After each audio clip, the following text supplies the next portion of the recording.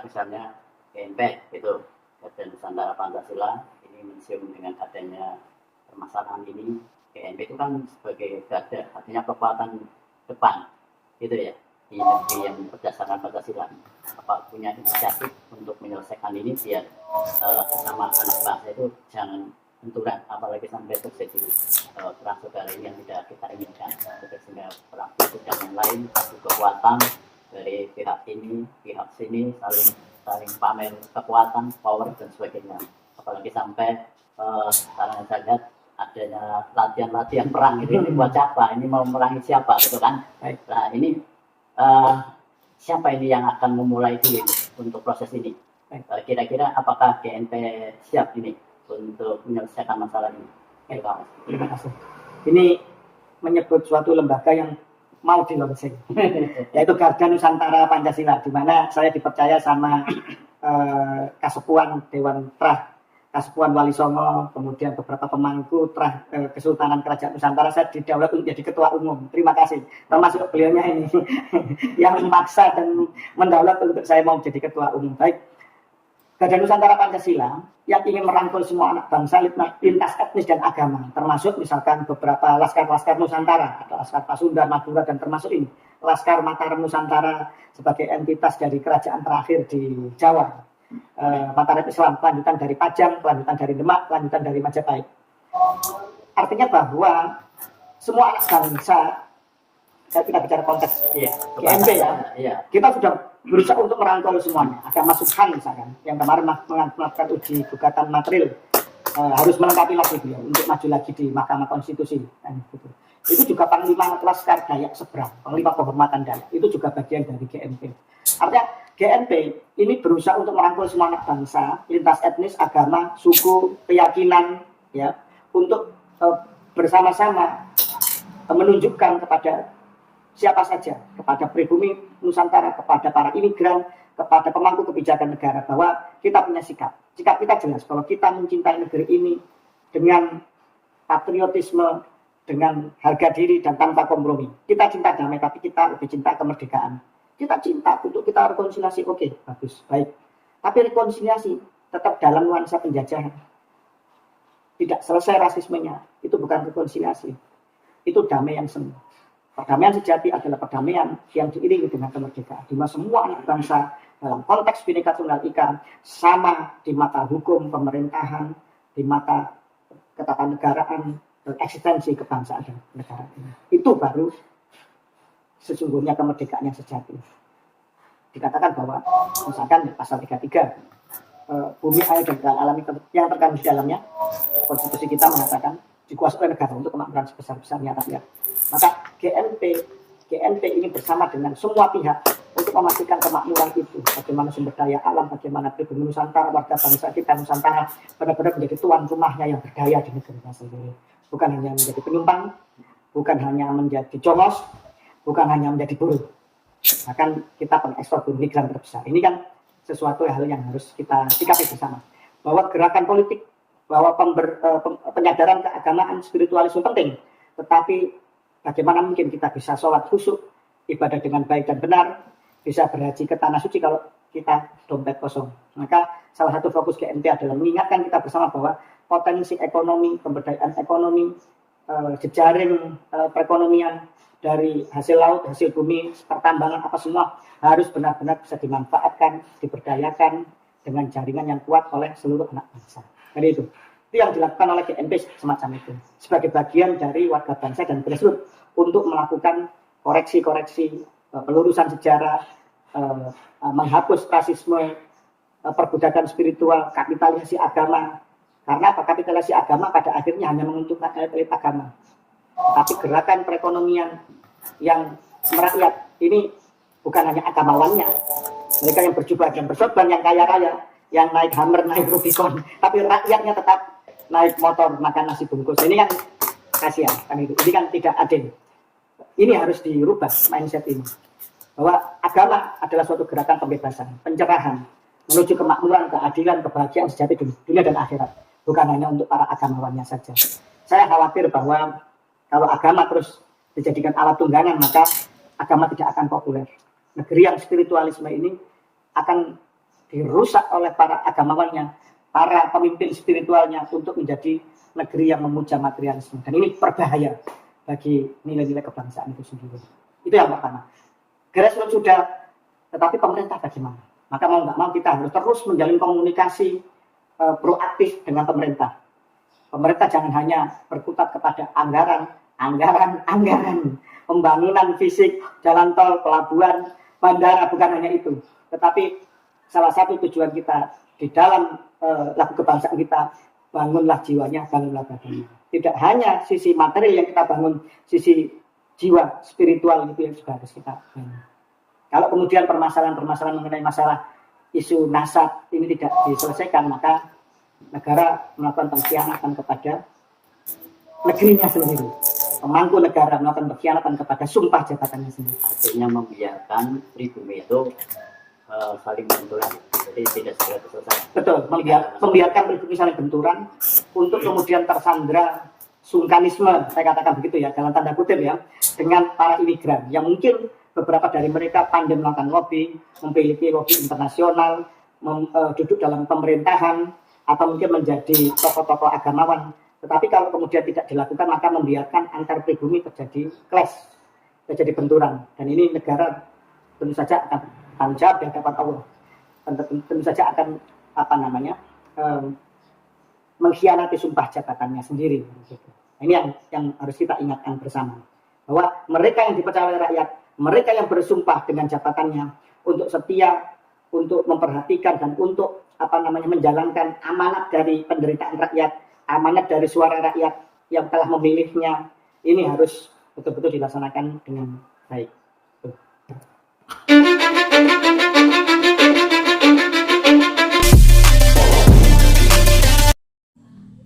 Obrolan yang sangat menarik bareng dengan Gus Fakih Wirahadiningrat ketika beliau ditanya ya melihat perkembangan polemik nasab ini yang semakin meruncing sehingga terjadi benturan, ya contoh di tragedi Pemalang kan, antara PWLS dan FPI, muridnya para Kabib, Sakira dan GBK kan gitu, sehingga menimbulkan korban puluhan orang kena sabetan benda tajam. Wah, ini tentu menyita perhatian kepada para tokoh-tokoh kita yang cinta kedamaian, yang cinta kesejahteraan, yang cinta keamanan, keutuhan negara kesatuan Republik Indonesia. Mungkinkah rekonsiliasi kepada mereka antara yang pro Pak Alwi dan yang kontra Pak Alwi, antara orang yang tidak percaya Habib sebagai cucu Nabi dengan orang yang percaya dengan Pak Alwi sebagai cucu Nabi?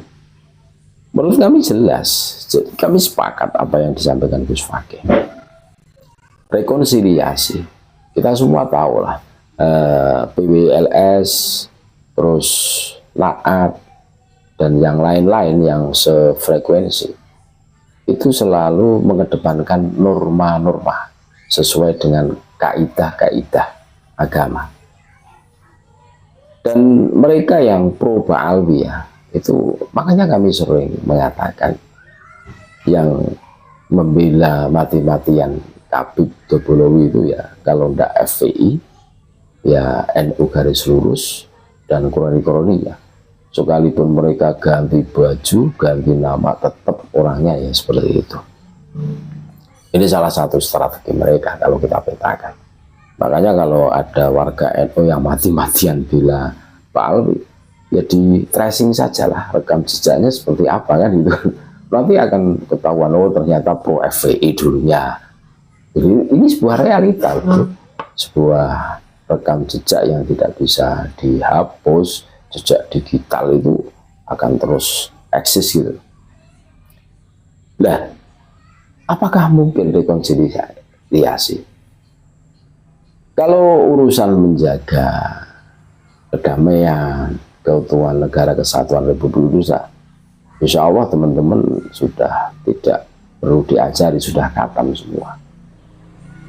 Kenapa muncul PWI, kenapa muncul Naat? Ya karena perilaku-perilaku Habib yang semena-mena, terus seenak semaunya sendiri, terus mau mengganti Pancasila dengan NKRI bersyariah di ADRT FPI. Kenapa FPI resmi dibubarkan dan menjadi organisasi terlarang seperti PKI kan itu. Makanya dari awal kami mengatakan PKI, teriak PKI, menuduh bikin framing PWLS PKI, sebenarnya dia itu PKI sebagai organisasi terlarang kan begitu kan, kurang lebihnya seperti itu. Dan ini sangat berbahaya, mereka berbaju agama, berbalut dengan daster, terus imamah sebesar ban Vespa, terus mulutnya selalu dicekoki dengan doktrin tukbar takbir. Tentu ini akan menyita perhatian kan. Wah, sesama muslim kok berkelahi, ini kan lucu ini. Iya kan, padahal karena PWLS dan Naat dan yang lainnya yang satu frekuensi itu jelas, arah juangnya itu jelas, demi membela marwah baginda Nabi, demi menjaga negara kesatuan Republik Indonesia. Dari orang-orang yang di situ itu ingin menguasai, tentu seperti itu kalau kita telusuri secara dalam. Nah, untuk lebih lengkapnya kita dengarkan penuturan Gus Fakih Wirahadiningrat ketika ditanya tentang mungkinkah rekonsiliasi dengan mereka antara dua kubu yang berseteru ini. Nah, kita dengarkan. Waalaikumsalam. Kapan sampai ini? Wah, saya Oke, saya sudah beberapa hari di Banyumas Raya. Kemarin sowan ke Kiai Muhammad Salim di Cilacap. Di ponpes beliau bersejarah karena pertama kali deklarasi PWI Laskar Sabilillah di Cilacap. Beliau juga Rah Sunan Derajat bin Ampel dan pemegang manuskrip Tetua Wali Songo 1590. Itu siapa itu yang pemegang manuskrip Sunan Ampel itu?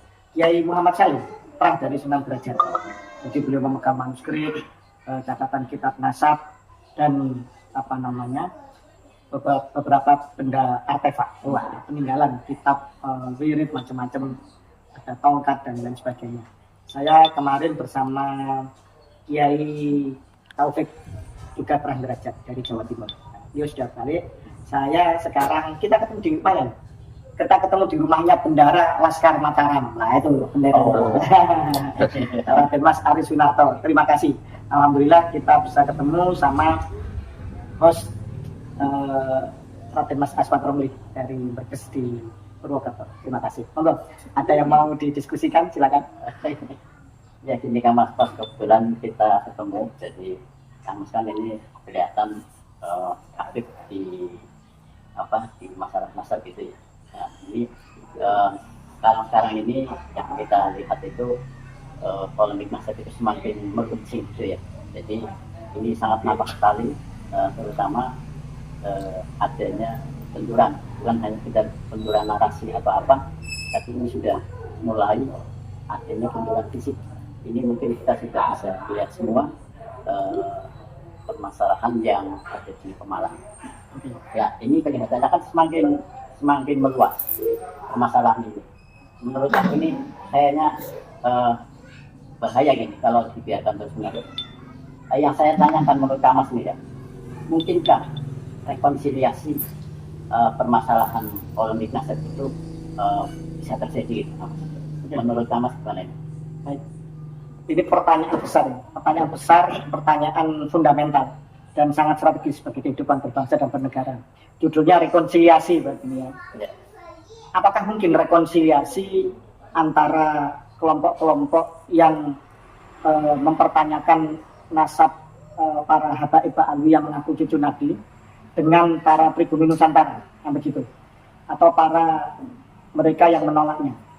Saya katakan begini, sebagai bagian dari barisan pribumi Nusantara, sebagai bagian dari keluarga besar Prah Wali Songo, sebagai bagian dari keluarga besar Kesultanan Kerajaan Nusantara, saya sampaikan bahwa selama ini apa yang diperjuangkan oleh sahabat-sahabat, saudara-saudara dari misalkan Nakoba Ansat Aulia Is'ah Naat, Nakoba Pencatat Nasab Wali Songo, yang dilakukan oleh PWILS Perjuangan Laskar Sabilillah misalkan, atau juga mungkin laskar-laskar kenusantara termasuk mungkin Laskar Mataram Nusantara ini, itu sebenarnya kan gerakan cinta kasih, begitu kan Mas Raden Aswad Romli.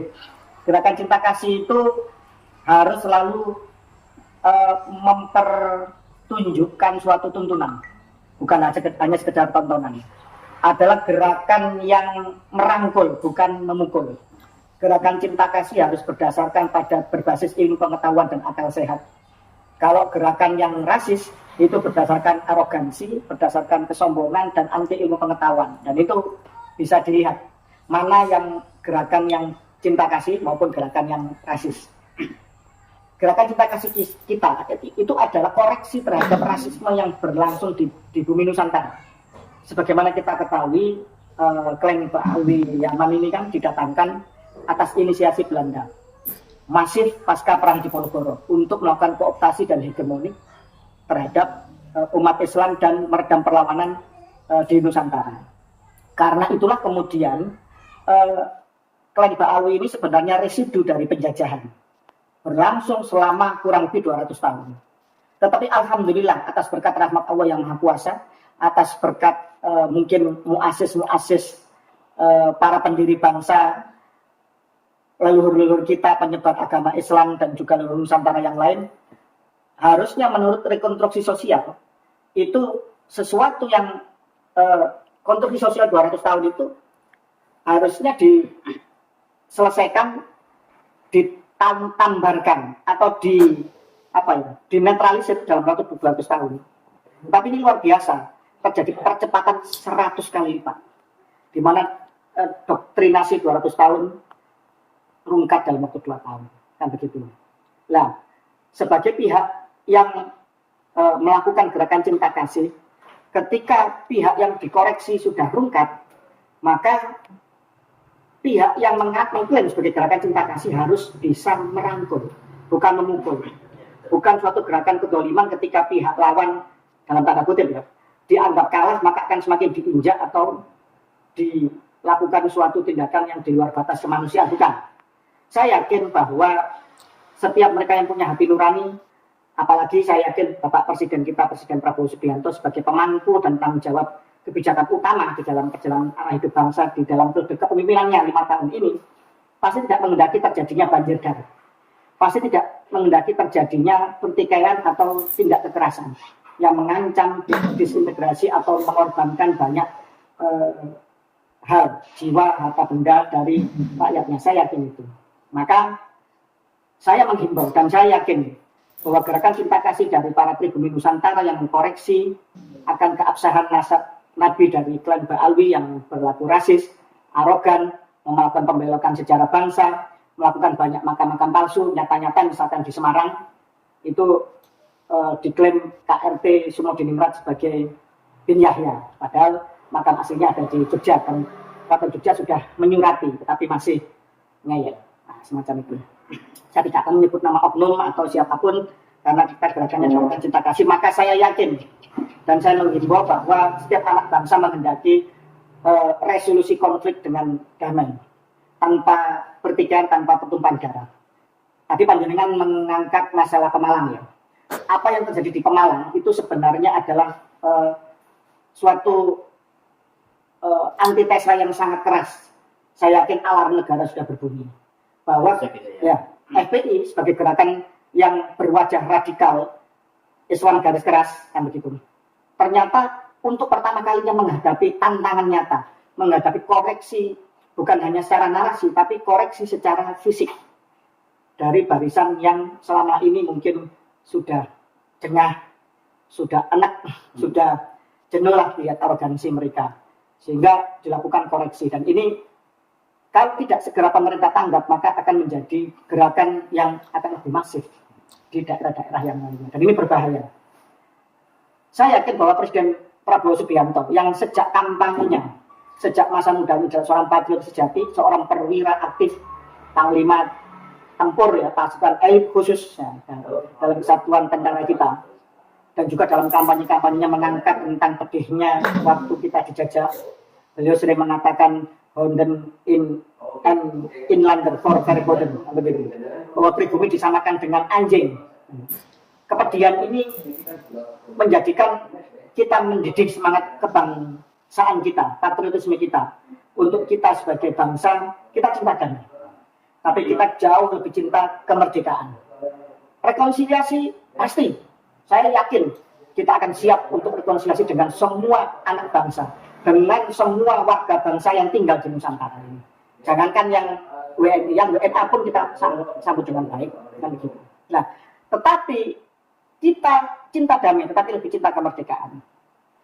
Artinya rekonsiliasi ini juga tidak boleh dengan cek kosong, begitu. Apa maksudnya rekonsiliasi dengan cek kosong? Diredam permasalahan tapi tidak dengan solusi. Apa solusinya? Agar tidak terjadi lagi, ya, agar tidak terjadi lagi suatu tindak yang sama di 2-3 generasi yang akan datang, maka negara harus hadir. Bagaimana tekniknya negara harus hadir? Yang pertama, negara membuat lembaga kenabipan. Sungguh aneh, di semua negara muslim ada lembaga pencatat nasab Nabi. Karena apa? Berbahaya orang ngaku nasab Nabi kalau tidak terkonfirmasi. Karena bisa menjadi kapitalisasi agama, perbudakan spiritual, maupun politisasi yang jauh lebih luas. Dan ini akan mengancam sendi-sendi agama itu sendiri. Karena apa? Di paham kita, baik Ahlussunnah wal Jamaah maupun Syiah, sebagai dua sayap terbesar muslim, itu cucu Nabi itu memiliki tempat yang sangat terhormat dan dimuliakan. Banyak pertebaran kitab-kitab klasik, dalil-dalil ajaran tentang memuliakan keluarga dan keturunan Nabi, kan begitu. Jadi ketika seseorang mengaku keturunan Nabi, maka dia harus terverifikasi. Karena kalau tidak, ini imbasnya besar, begitu. Jadi semua negara muslim memiliki lembaga kenabipan, narkoba pencatat nasab Nabi. Maka Indonesia sebagai negara muslim terbesar, kalau tidak salah, apa disalih Pakistan, saya lupa alam. Tapi kalau Indonesia sebagai negara muslim terbesar harus memiliki lembaga kenabipan yang jelas, yang terverifikasi dan diakui legal oleh negara untuk menertibkan mereka-mereka yang mengaku nasab Nabi. Turki Utsmani pada sekitar pertengahan abad 16 itu pernah memverifikasi 300.000 nasab Nabi palsu. Karena pada zaman itu Turki Utsmani itu memberikan keistimewaan, keringanan, bebas pajak, sama insentif dari negara. Jadi banyak orang yang mengaku cucu Nabi dan akhirnya membuat keuangan negara itu goncang. Hampir Turki Utsmani itu kolaps. Tapi di zaman kalau nggak salah Ibrahim Pasha itu kemudian mengusulkan kepada Sultan di zaman itu untuk kemudian menertibkan dan terverifikasi 300.000 nasab Nabi yang palsu di abad itu, abad 16, 1500 berapa. Nah ini berarti sekarang berapa ini? Harus diverifikasi. Itu yang mungkin yang bisa kita lakukan. Itu yang pertama. Yang kedua, untuk membatalkan nasab seseorang harus dengan bukti yang ilmiah, dengan kesaksian yang jelas. Dari kitab nasab sudah tidak bisa dibantah. Kekosongan sekian ratus tahun, 550 tahun ya. 100 tahun saja kekosongan data ini patut dicurigai, apalagi 550 tahun. Itu yang pertama. Yang kedua, dari sisi sejarah juga janggal, dari sisi genetik tambah ringkat, kan begitu. Nah, ini klan Ba'awi juga harus mau introspeksi bahwa kami pribumi Nusantara itu menerima Anda sebagai bagian dari warga bangsa yang tinggal di Nusantara Indonesia ini. Seyogianya, marilah kita introspeksi, jangan memproduksi hal-hal yang tidak terkonfirmasi. Tidak penting kita keturunan siapa, tetapi apa karya kita, bagaimana ketakwaan kita di sisi Tuhan menurut agama, ya, inna akramakum indallahi atqakum. Bagaimana cara kita berakhlak, beradab di dalam kehidupan berbangsa dan bernegara, itu yang jauh lebih penting. Jadi kalau pertanyaannya rekonsiliasi apa bisa dilakukan, saya yakin bisa dan harus bisa. Bangsa ini adalah bangsa yang pemaaf, tetapi tidak dengan cek kosong, harus dengan kaidah yang jelas. Oke, Kang Mas, jadi menurut Kang Mas bahwa rekonsiliasi ini insya Allah bisa, betul ya? Bisa dilakukan. Harus dan pasti bisa. Oke, ada satu pertanyaan. Konsep yang paling tepat ini kan, yang namanya rekonsiliasi ini kan harus melibatkan beberapa, mungkin kalau di permasalahan ini adalah dengan institusi atau melibatkan negara atau dengan MUI atau dengan organisasi-organisasi ormas keagamaan, biar permasalahan ini selesai. Jadi jangan berlarut-larut. Nah, konsepnya itu seperti apa, Kang? Teknis proses penyelesaian ini, konsepnya seperti apa? Baik. Kalau bicara dari grassroots sudah banyak kajian, gerakan, koreksi ya dari akar rumput yang ini membanjiri medsos. Dan secara algoritma medsos ini rungkatnya nasab Pak Alwi ini sudah tidak bisa ditolong lagi. Ini dalam kurva turun terus dan tidak mungkin bisa naik lagi.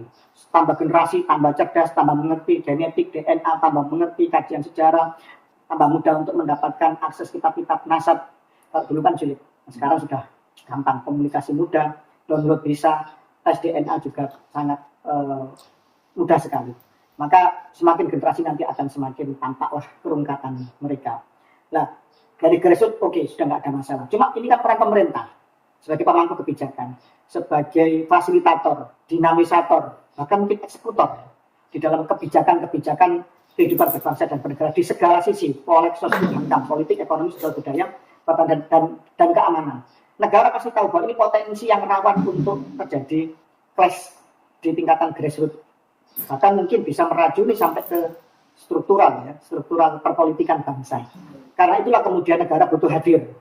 Negara harus bisa mendudukkan semua ormas, orpol yang berkepentingan, baik dalam maupun luar negeri. Contoh bagaimana? Tadi, seperti lembaga kenatipan tadi, negara bisa memanggil nakib-nakib dunia, bisa melakukan kajian genetik secara resmi untuk komparasi semua mereka yang mengaku cucu Nabi di dalam negeri dengan mereka-mereka keluarga yang masyhur berabad-abad tidak terputus, kabilah-kabilah di berbagai negara. Seperti misalkan dengan Yordan, Bani Qatadah. Seperti dengan Bani kabilah Al-Musawi, Al-Husaini di Irak, Iran, dan seterusnya. Ja'fariyah, dan seterusnya. Atau Bani Toba-Tobai di Yaman, sebagai negara asalnya para habaib. Di sana ada nakibnya juga. Said Abdul Basit Toba-Tobai, asalnya dari keluarga Al-Hasan. Semua bisa dikonfirmasi dengan mudah. Dan ini butuh kehadiran negara. Ketika negara sudah mendudukkan pada jalur yang ilmiah, jalur yang logis, jalur hubungan internasional yang tepat untuk menentukan nasab Nabi, maka semua akan terkonfirmasi dengan mudah. Itu yang pertama. Yang kedua, negara juga harus dengan perangkat terkait Kementerian Agama, Kementerian Kebudayaan, Kementerian Luar Negeri, untuk kemudian duduk bersama dengan pengurus besar Nahdlatul Ulama, misalkan, ormas terbesar, dengan PP Muhammadiyah, dua ormas terbesar kita, dan seluruh ormas-ormas Islam, mengundang MUI, mengundang BRIN, misalkan, Badan Riset Inovasi Nasional, yang punya mesin sequencing DNA. Dalam negeri kita sebenarnya mampu untuk kita melakukan uji DNA ancestry leluhur. Itu sebenarnya sudah mampu kita. Tapi kenapa kok mesin yang demikian mahal, yang konon katanya sangat canggih, tidak kalah dengan mesin di family tree DNA, dibiarkan begitu saja, tidak dimanfaatkan. Ayo, mari negara hadir. Ini yang paling penting seperti itu. Tunggu.